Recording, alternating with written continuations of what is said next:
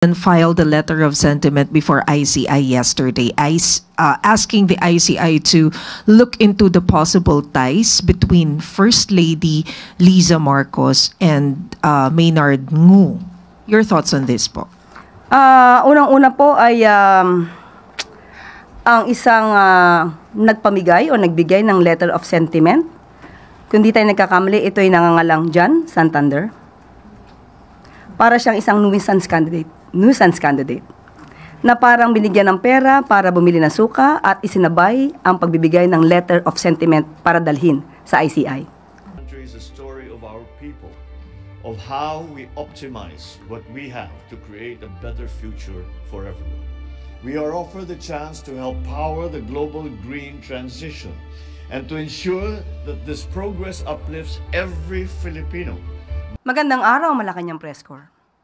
Sa administrasyon ni Pangulong Marcos Jr., DPWH, DepEd, at LGU, magsasanib puwersa para sa pagpapatayo ng mga classrooms sa bansa. Alinsunod sa hangarin ni Pangulong Ferdinand R. Marcos Jr.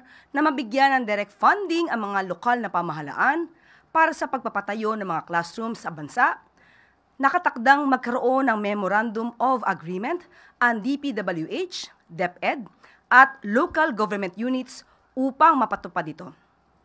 Ang nais ng Pangulo, ang kakulangan sa classrooms ay dapat na mapunan sa lalong madaling panahon para sa kabutihan ng mga mag-aaral.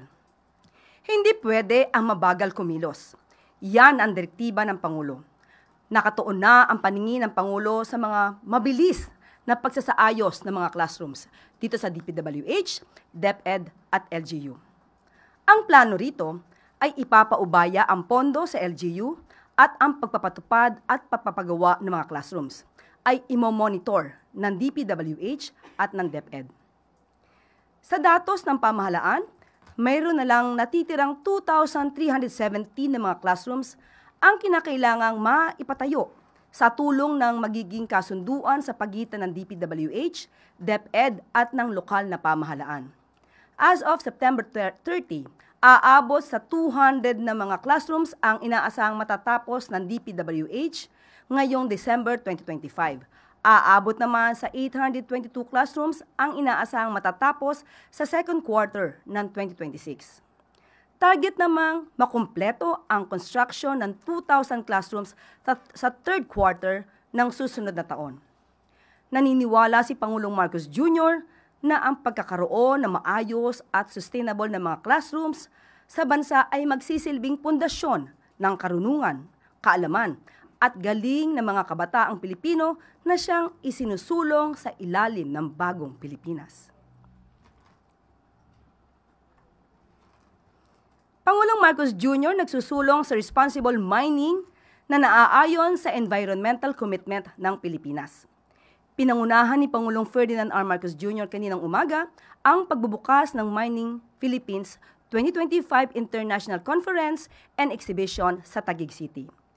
Isinusulong ni Pangulong Marcos Jr. ang responsableng pagmimina na naaayon sa international environmental commitment ng Pilipinas. Sa kanyang mensahe, binigyan diin ng Pangulo na itinataguyod ng kanyang administrasyon ang isang pagmimina na may pananagutan sa batas, bukas para sa lahat, at may matatag na pundasyon sa harap ng pabago-bagong panahon sa bansa. Dagdag pa ng Pangulo, ang bawat operasyon ay kinakailangan na aayon sa environmental commitment, kabilang na ang Paris Agreement at ang Philippine Energy Plan, upang masiguro na hindi masisira ang kalikasan sa layuning mapaunlad ang bansa. Ayon sa Pangulo, walang puwang sa Pilipinas ang irresponsible mining. Naniniwala ang Pangulo na dapat nagsusulong ng maunlad na komunidad ang pagmimina at hindi sisira sa kalikasan. Tiniyak din ng Pangulo na mahigpit na ipatutupad ng gobyerno ang batas laban sa irresponsible mining. Sa gitna ng pagsusulong para sa kaunlaran, binigyan din ng Pangulo ang kahalagahan ng transparency sa mga kikitain mula sa pagmimina na dapat ay magbubukas ng mga paaralan, hospitals at mga kalsada na magsisilbing tulay tungo sa kaunlaran ng bansa. Itinuturing ni Pangulong Marcos Jr. hindi lang blessing ang mining industry sa bansa, kundi isang responsibilidad na may malaking kontribusyon sa electric vehicles, batteries at bagong teknolohiya sa bansa. At naglalayong isulong ang clean energy. Nananawagan din ng Pangulo na sama-samang paghubog sa mining industry na pwedeng ipagmalaki ng bansa na magsisilbing haligi ng kaunlaran at huwaran ng sustainability. The story of mining in our country is a story of our people, of how we optimize what we have to create a better future for everyone. We are offered the chance to help power the global green transition and to ensure that this progress uplifts every Filipino. Mining should build communities, not burden them. We must power the future without endangering the earth that sustains us. The wealth from our soil should translate into schools for our children, hospitals for families, and roads that link people with opportunities. At maaari na po akong tumanggap na inyong mga katanungan. First question, Maricel Halili, TV5. Magandang hapon po, Yusek. Yusek, a private citizen filed a letter of sentiment before ICI yesterday, asking the ICI to look into the possible ties between First Lady Liza Marcos and Maynard Ngu. Your thoughts on this po? Unang-una po ay ang isang nagpamigay o nagbigay ng letter of sentiment. Kung di tayo nagkakamali, ito ay nangangalang John Santander. Para siyang isang nuisance candidate na parang binigyan ng pera para bumili ng suka at isinabay ang pagbibigay ng letter of sentiment para dalhin sa ICI. Kung inyo makakahalubilo muli ang isang John Santander, maaari po ba niyong itanong sa kanya kung alam ba niya ang mandato ng ICI? Alam naman natin ang mandato ng ICI ay mag-imbestiga ng mga maanumalyang flood control projects at mga infrastructure. Sa nabasa natin, at alam ko nabasa niyo rin po ang letter of sentiment, wala po tayong makitang anuman na allegation patungkol sa maanumalyang flood control projects na mag-uugnay sa unang ginang kay First Lady Liza Araneta Marcos. Pangalawang tanong, alam po ba niya kung sino ang source ng kanyang mga sinasabi? Pangatlong tanong, siya po ba'y may personal knowledge sa kanyang mga sinasabi? Dahil kung walang personal knowledge, ito ay magsisilbing hearsay evidence. Kung hearsay evidence, ito po ba dapat ay binibigyan pa ng pagtutuon at seryosong konsiderasyon? Ito po ba ay isang fishing expedition lamang para siraan ang unang ginang? So, ito po naman ay nasa kamay na ng ICI. Ibinigay lamang po natin ang ating pahayag patungkol po dito dahil nabasa po natin ang letter of sentiment pati na po ang attachments. Mismo ang mga attachments ay walang nag-uugnay at walang naipakitang anumang ebidensya na magsasabing merong anomalyang flood control projects na pinasok ang unang ginang. Yusek, were you able to talk to either the President or the First Lady? Ano po yung nabanggit nila o naging reaction nila dito? Ang unang-unang sabi po ng First Lady ay hindi po niya ito bibigyan ng anumang pansin dahil ito po ay hearsay evidence. Alam po natin ang First Lady ay abogado rin po. Sorry, last na lang po. How do you define the relationship between the First Lady and Maynard Ngu? Wala po siyang binanggit sa atin patungkol po dyan. Binanggit lamang po niya ay patungkol dito sa letter of sentiment. Salamat po. Next question, Job Manahan, ABS-CBN. Hello po, Yusek. Good morning po. Just confirming the reports, if former Ombudsman Merceditas Gutierrez was appointed as chairman of the National Senior Citizens Commission? Confirmed. Kailan po siya in-appoint at hanggang kailan po yung term niya? Mag-expire po ang kanyang term hanggang sa September 17, 2031. May we get the wisdom po behind the appointment of former Ombudsman Gutierrez? May reason kung bakit siya na-appoint doon sa position? Unang-una man po, ang gusto ng Pangulo kapag po ito'y kanyang itinalaga ay dapat na magiling na isang leader at isang magaling na namumuno. Just a follow-up, meron na po bang iisip or nakita yung Pangulo na susunod na Justice Secretary? Sa ngayon pa rin po, si OIC, ang OIC po na si Yusek Vida pa rin po ang nanatiling OIC ng DOJ. Next question, Ivy Reyes, Bilyonaryo. Hi, Yusek. Good afternoon. An investigative report by the network that exposed the 1MDB scandal in Malaysia alleges that convicted fraudster Patrick Mahoney has resurfaced in Manila and was reportedly consulted by the Maharlika Investment Corporation, or MIC. Both MIC and Rep. Romualdez deny these claims, but the source told our network that Mahoney's been coming back and forth here in the Philippines trying to peddle deals, although none has materialized yet. Has the MIC previously consulted foreign advisors? And if so, would the admin be willing to disclose names? Unang-una po, hindi po natin masasagot kung ano po ang kaugnayan ni Congressman Romualdez. Ang masasagot lamang po natin kung ano po ang sinabi ng MIC. Yan po ay mariing pinabulaanan ng MIC at meron nga po silang official statement at akin lamang pong babanggitin ang parte nito.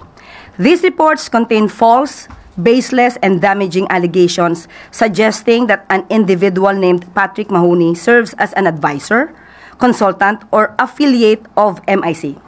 MIC categorically denies these claims and clarifies that Mr. Mahoney has not been and has never been engaged by MIC in any capacity, whether formal or otherwise. Next question, Samuel Medinilla, Business Mirror.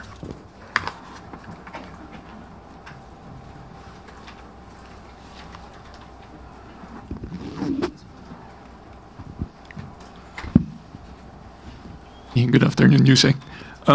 Tatanong ko lang po, i-confirm ko lang po if the President has already accepted the resignation of the 3 GSIS Board of Trustees and kung meron na pong na-appoint na replacement sa kanila. Opo, yung pagre-replace po, abangan na lang po natin kung sino po ang itatalaga ng ating Pangulo sa mga nag-resign po. Follow up po. Yung 3 GSIS Board of Trustees na nag-resign raw po ay may allegations against kay GSIS President Vic Veloso. Meron na po kayang reaction dun si Pangulo regarding dun sa allegations nung nag-resign? Sa ngayon po, malalim pa rin po ang pag-aaral na ginagawa dyan at lahat po ng aligasyon ay hindi po ito tutulugan ng Pangulo at aaraling mabuti kung ito ay may katotohanan po. So makakaasa po kayo na gagawin po ito ng aksyon ng Pangulo. Pero under investigation na po ito ng concerned government agency. Sa parte po ng Pangulo, siya po mismo ang nag-aaral dito. Thank you po.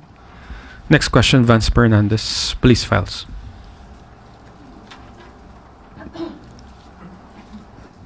Good afternoon, ma'am. Because of the rampant corruption in the Philippines, will the President consider reviewing the possible return of death penalty? Sa ngayon, wala pa po nababanggit ang Pangulo, pero syempre sa pag-aaral po, kung ito po ay ipapataw muli at mawawala ang suspension or lifting ng pag-suspend sa death penalty, pag-impose ng death penalty, dapat pong aralin to dahil hindi lamang po ito bigla-biglang sinasabi na dapat nandiyan na ang death penalty. Inaaral mabuti dahil po dapat malinis, mabuti, maging maayos. Itong tinatawag nating 5 pillars of criminal or justice system rather. 5 pillars of justice system. Hindi po tayo pwede na umasa at ma-impluwensyahan. Dapat mawala sa impluwensya ng mga Pilipino yung mga nakaraang pangyayari kung saan may nag-admit na sila ay sanay gumawa ng intriga at magplanta ng ebidensya. Paano kung ang inosente ay nagawa ng intriga at naplantahan ng ebidensya?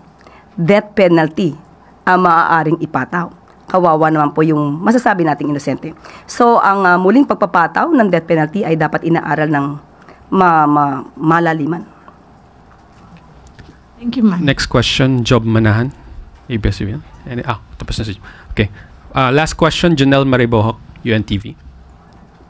Magandang hapon po. May sagot na po ba yung Office of the President dun sa writ of kalikasan na inihain sa SC? May kaugnayan sa flood control po. Tutugon na lamang po ang gobyerno, ang administrasyon, kung ano po ang sinasabi ng Supreme Court. Kung sila po ay pinagagawa ng response or reply patungkol po sa petition for the issuance of writ of kalikasan, tutugon po ang Pangulo. Okay. Follow-up question, Ivan Mayrina. Follow-up ito, ma'am, dun sa tanong ni Masek kanina. Is Mr. Maynard Ngu still Special Envoy Hindi to na China? po. Hindi na po. As of August 2025, hindi na po. August 2025. Was he asked to resign? Did he resign voluntarily? Did his supposed alleged involvement in the flood control scandal have anything to do with him ceasing to be a special envoy? Nag-expire po kasi ang term niya. Tapos na po. 6 months lamang po yun. So, hindi naman po ni-renew. Expired na ang term. Okay. Ma'am, tungkol po dun sa binanggit nyo kanina kay Mr. Santander, yung mga ganong action po ba, are those encouraged? Do you encourage the public to go to the ICI to volunteer leads or information? Depende. Regardless kung kanino man po ito tutungo, regardless kung kaalyado o hindi. Depende. Pwede nating encourage kapag sila ay kompleto ng ebidensya. Kung meron patutunguhan, vetted. Pero kung ito po ay paraan lamang para magkaroon ng fishing expedition, para ang ICI ang gumawa ng paraan para mag-imbestiga sa mga akusasyong wala namang basihan, hindi po kasi yata yun ang mandato ng ICI. Dahil ang mandato ng ICI, diretso tayo sa mga maanumalyang flood control projects at infrastructure. So, kung ito po ay mayroong mga ebidensya at masasabi nating verified yung kanilang mga dokumento at sila ay may personal knowledge, dapat lamang po nilang itong dalhin sa ICI. But isn't that the whole point, ma'am, of providing leads para nga po mas maimbestigahan ng malalim? Kung may lead, the problem with the letter of sentiment, ni walang lead tungkol sa flood control projects at sa infrastructure. So, anong lead ang binibigay ni Mr. John Santander? Yun ang dapat malaman ng mga tao, ng mga kababayan natin. Hindi dapat gumawa lamang ng letter at sabihin na imbestigahan ito. Dahil marami na pong mga issues na ang iniimbestigahan ng ICI, mga issues na may mga ebidensya, may mga issues na dapat talaga imbestigahan. Huwag na po silang magdagdag kung ang balak lamang po nila ay isang fishing expedition. Last follow-up from Tuesday New, DZBB. Hi ma'am, other matters to, sorry. Ma'am, ano na po ang lagay noong alok dati ng administrasyon o ni Presidente kay General Torre, kasi nabanggit nyo before na may alok. So ano po bang posisyon ang iaalok sa kanya? Sa ngayon po ay wala pa po tayong detalye patungkol po dyan. Hintayin na lamang po natin kung ano po ang magiging desisyon ng Pangulo. Right. Last one ma'am. Kumusta po ang lagay ngayon ng Maharlika Investment Fund? After a year of operation po, mayroon na po bang kinita yung MIF? At kung sino-sino yung mga dagdag na investor na namuhunan aside from doon sa mga initial na billion peso na investments? Kukuha po tayo ng pinaka-update. Most probably by this week, maaari tayo makakuha kung ano pong update. At kapag ka po mayroon na po tayong update tungkol sa kanilang mga operasyon at mga nagkaroon ng negosasyon, ibibigay ko po agad sa inyo. Salamat po. Okay, that's the last question you said. Maraming salamat. Pagpapaunlad sa teknolohiya, hindi yan bago sa pananaw ng Pangulo. Pangulong Ferdinand R. Marcos Jr. noon pa nakatutok sa pagpapaunlad ng teknolohiya para matugunan ang pangangailangan sa kalusugan, edukasyon, pagsugpo sa kriminalidad at iba pa. Pangulong Marcos Jr. tiwalang aangat ang Pilipinas sa larangan ng teknolohiya sa pagbubukas ng bagong data centers ng Equinox sa Cavite. Muling binigyan diin ni Pangulong Marcos Jr. ang commitment ng pamahalaan na maiangat ang pamumuhay ng taong bayan dala ng pag-unlad ng bansa sa larangan ng makabagong teknolohiya. Sa mensaheng ipinaabot ni Pangulong Marcos Jr. sa inaugurasyong bagong data centers ng Equinox sa Cavite, hinikayat ng Pangulo ang lahat na magkaisa tungo sa pagpapaunlad ng bansa sa larangan ng teknolohiya at sa pamumuhay ng bawat isa. Ipinaabot ng DICT Secretary Henry Aguda ang mensahe ni Pangulong Marcos Jr. sa naganap na inaugurasyon kaninang umaga sa Carmona, Cavite. Ayon sa Pangulo, ang inaugurasyon ng 3 state-of-the-art data centers ang mas lalong maglalagay sa Pilipinas sa global digital economy. Dagdag pa ng Pangulo na malinaw din ang mensahe na ang Pilipinas ay konektado, competitive at nagsisikap na umangat sa larangan ng teknolohiya.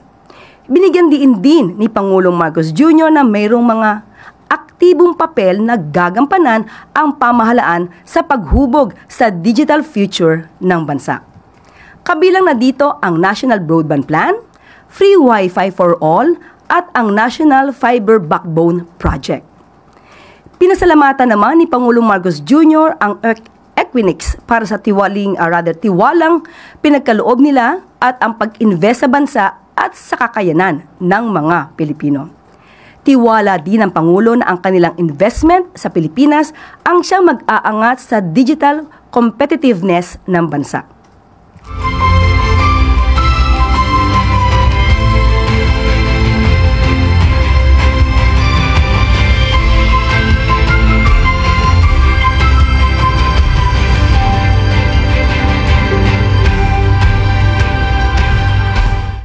Good news! Philippine Navy, Philippine Air Force at NICA makakatanggap ng kanilang performance-based bonus bilang pagpupugay sa kanilang serbisyo at sakripisyo para sa bayan. Bilang pagkilala ng administrasyon ni Pangulong Ferdinand R. Marcos Jr. sa malaking papel na ginagampanan ng Philippine Navy, Philippine Air Force at ng National Intelligence Coordinating Agency o NICA. Inaprobahan ng Department of Budget and Management o DBM ang pagpapalabas ng pondo para sa full year 2023 performance-based bonus ng 3 ahensya. Ayon sa DBM, kabuuang 783.28 million pesos ang inilabas ng ahensya para sa mga nasabing ahensya at institusyon sa pamamagitan ng magkakahiwalay na Special Allotment Release Orders o SARO. Ayon kay Budget Secretary Amena Pangandaman, ang mga pag-aproba ng 2023 PBB ay patunay ng suporta at pagpapahalaga ni Pangulong Marcos Jr. sa mga miyembro ng Navy, Air Force at NICA. Mga ahensyang patuloy na naglilingkod at nagpoprotekta sa taumbayan sa likod ng panganib na dala nito. Bago pa ito, nauna nang naglabas ang DBM ng 1.64 billion pesos para sa mga kwalipikadong opisyal at empleyado ng Philippine Army at 3.39 billion pesos para sa mahigit 225,000 personnel ng Philippine National Police bilang bahagi ng 2023 PBB release. At dito na po nagtatapos ang ating press briefing. Maraming salamat, magandang araw para sa bagong Pilipinas.